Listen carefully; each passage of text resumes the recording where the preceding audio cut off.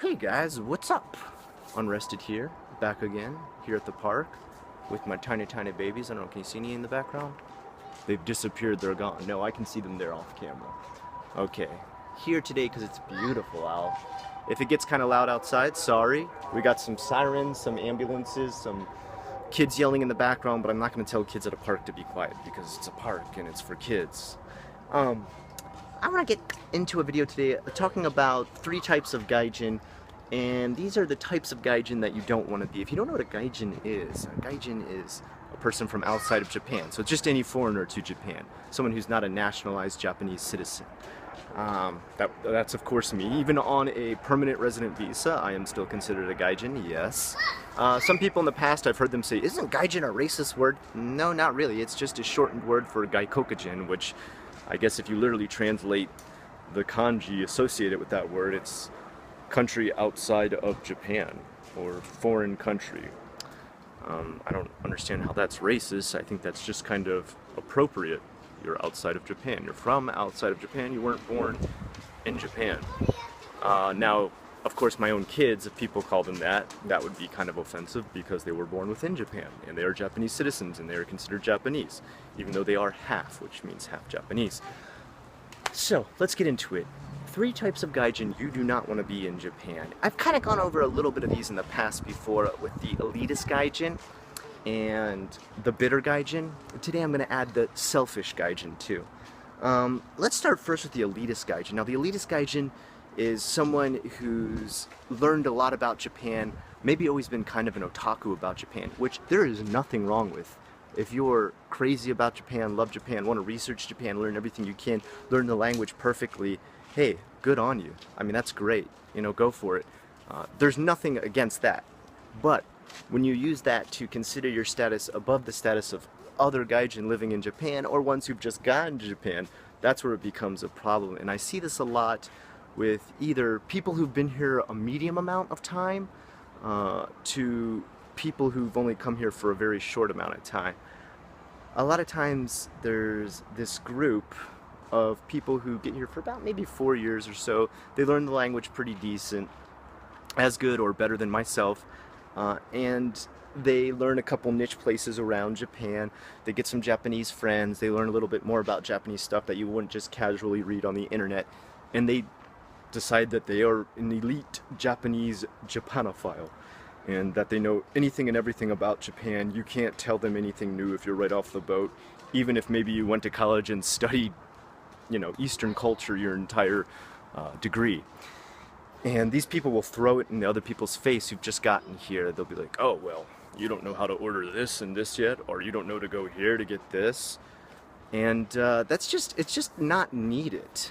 Others will not even associate with some who've just come here and they can't even speak the language yet, which is a lot of people come here right off the boat and can't talk any Japanese at all. They can't speak any.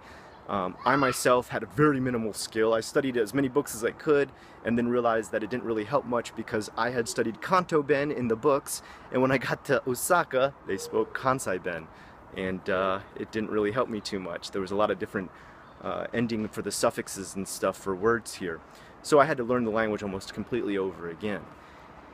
And there were some people there who just like, they wouldn't even want to like make eye contact with you or talk to you. And I'm talking like at your job, like other employees you worked with, because of this. And of course, I didn't just see it with myself. I saw it with other people who were coming straight off.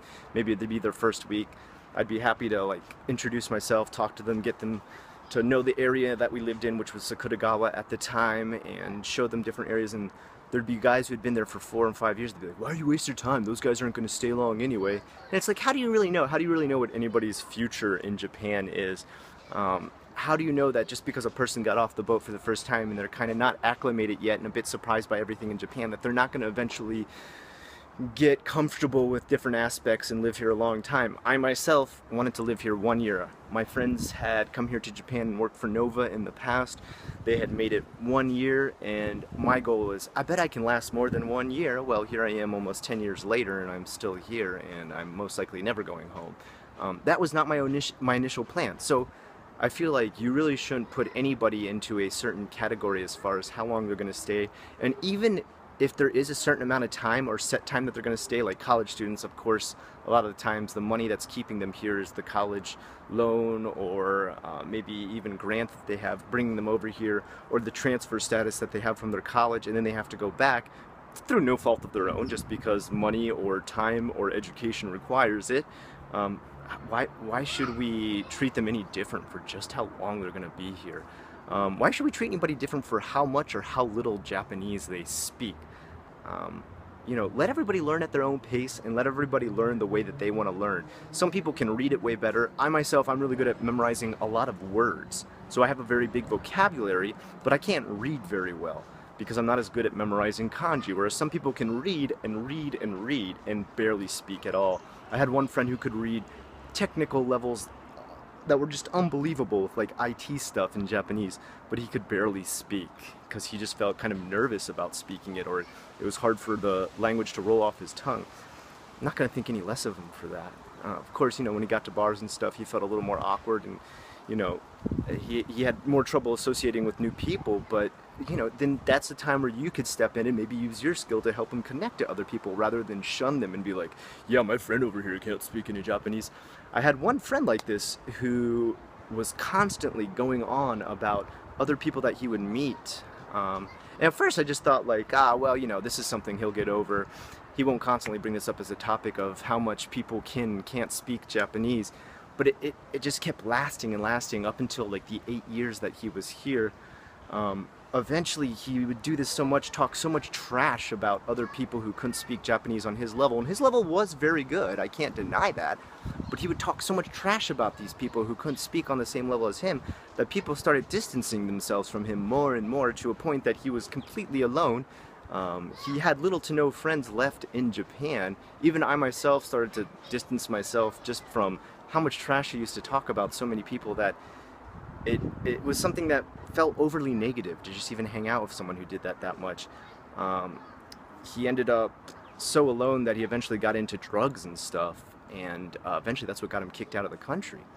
And he can't even come back here. I think it's like 10 years or something now. He's banned from the country for 10 years because of that. And it was all kind of a downfall of him being elitist and kind of disassociating himself with everybody around him and disconnecting and putting himself on another level. He really looked down on everybody new who came to Japan, and it really, I mean, it kind of put him in a bubble.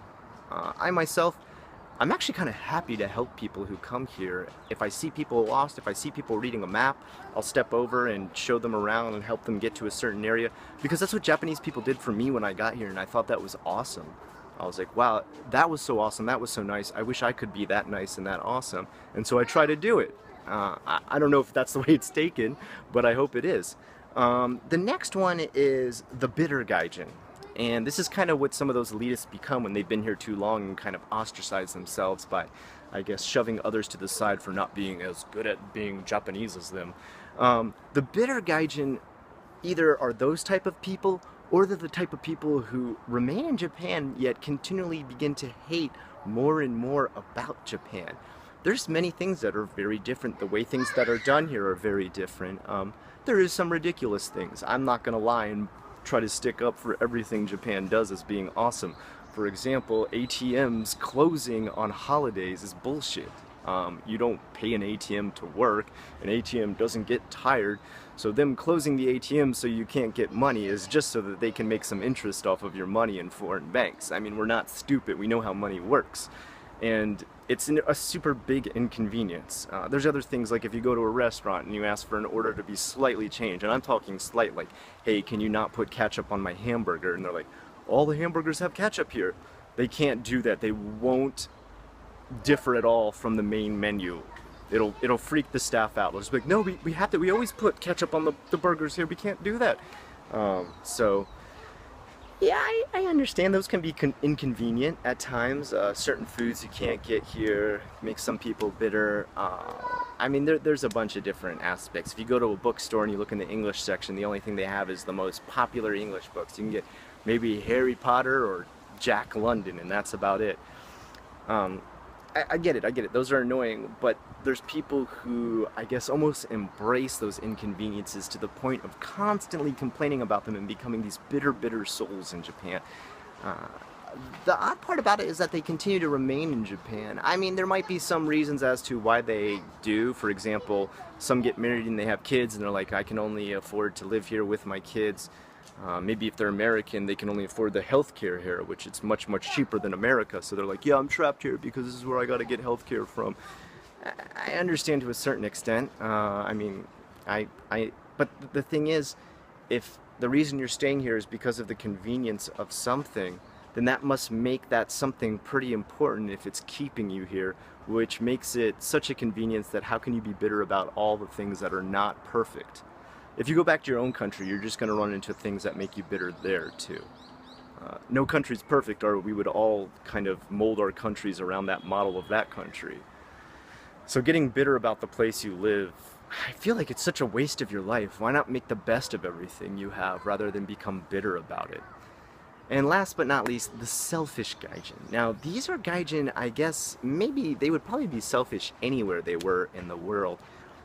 For example, I just recently had a form of this at one place I work now, where there's a gaijin there who decided that he's unhappy that there's a female manager at our place, and he's gone out of his way to try and find any and every little thing that that manager does wrong so that he can nitpick and try and, I guess, bring it up to the owner and cause some sort of distress for her job, and possibly maybe he can grab it then. This seems to be the motive as I watch from an objective viewpoint, and this is just a really selfish thing to do. Anything and everything that we get while we're here in this country, we probably work pretty hard for because we have to learn it from just, you know, the most basic stuff. If we learn how to start a business here, well, we've had to learn all the kanji and all the Japanese behind starting that business, and all the stuff that's going to be on the notary papers, the associative papers and everything. We've had to learn quite a bit, so we've done a lot of work to get to that point that we've started our own company. No one's just handed you a company in Japan. Same with a job. If you've worked your way up to a management position of your job, you've done that because, number one, you've worked well with the harmony of the Japanese workplace, which is an acquired skill. It's not something you come to Japan knowing unless you've lived in Japan before. You have to slowly learn how to assimilate yourself into the working environment that is Japan. It's not a bad thing, it's not a great thing, it's just what Japan is. It's different, it's a different thing. It's very different from how you and I would work in America. The tone, the amount of loyalty, the discretion that you have, and calling attention to certain aspects of other employees, it's all different in Japan. And if someone's done the work that it's been noted that they've assimilated well into these different facets of the Japanese workplace, and it's gotten them to a point where they've worked up to the point of being a manager, to try and take them away from that just because you feel like you should be in that position is selfish. And I see this kind of thing all the time. I would see people try to go out of their way to hurt other people's job positions just because they want it, and they feel like they've got to do anything and be cutthroat because they live in Japan and there's no kind of safety nets here. Well, I need to do this, I need to get that money because, you know, it's not like if I get kicked out of my house, you know, I can go live with my parents. It's not like if I get sick or something, I can afford, you know, big medical bills. I got to make sure I'm on the highest level so I'm getting the best company insurance, or, you know, I'm full-time so that I'm getting the 70% national health insurance pay. You know, if you get to that level that you're raising up in different bars and levels in the job, it's because you've earned it here in Japan. Longevity is one of the most important aspects of that. Meritocracy is kind of pushed to the side sometimes, but the reason that a gaijin would climb in levels in Japan is because they're doing a decent job. Japanese staff, for the most time, they can gain those by just being at the company for a long time because they just learned the wa of the workplace, the harmony of the workplace, and that's how they've climbed. A lot of times with the gaijin, they've had to really learn how to almost make themselves a Japanese worker to climb the ladder, and it's something that's hard and not easily earned, and to try and take that away from somebody is a selfish thing to do. So don't be those gaijin. Don't be the elitists. Don't be the selfish. Don't be the bitter. Take your time to help the people that you see just brand new to Japan. If they're lost, help them find their way. If you see somebody staring at a map or a subway system that just looks incredibly complicated, like the Tokyo subway system, take a step over there and help them. Ask them, is there a train you're trying to get on? Maybe they're on the wrong side, going the wrong way. All right, they're on the northbound when they're trying to get on the southbound train. Help them out. Tell them, you know, you need to easily get over by just going up the stairs this way and crossing over to the other side. I've had this happen multiple times where I've told people, no, you're actually going on the train going the opposite way. It's really easy to get mixed up in Japan. If you see things that are an inconvenience to you in Japan, realize that you'll probably find inconveniences of a different type in any other country. All right, these will follow you in any other country. You'll find things you don't like. For example, if I go back to America, I'm going to deal with way too expensive medical bills. Okay, if my kid gets a fever, it's going to cost me $1,000 there to take care of it. That's a new inconvenience that I don't have here in Japan, where it only costs me $5 for any sickness my kid would ever have. Okay, inconveniences are going to follow you anywhere. You can be bitter in your own country if you can be bitter here. And last but not least, don't be the selfish gaijin. Work your way up to wherever you want to be in your job and enjoy the fact that you're there. Don't try to steal that away from other people at the same time. And if you see people launching businesses or doing better than yourself, root them on. Root on the gaijin that you see succeeding in Japan, because if anything, that bodes well for your future. Anyway, I hope that's helped you out a little bit, know a little bit about the different types of, I guess, more negative gaijin that you might meet here in Japan. Yes, you will meet many while you are here, and I'm sure some of you who live here who watch my videos have already met some of these. If you have, list them and their stories in the comments below. I would love to hear them and share stories with you. Until next time, I'm Unrested with the questions you requested. This is JFAQ, Japan's frequently asked questions. Have a good one.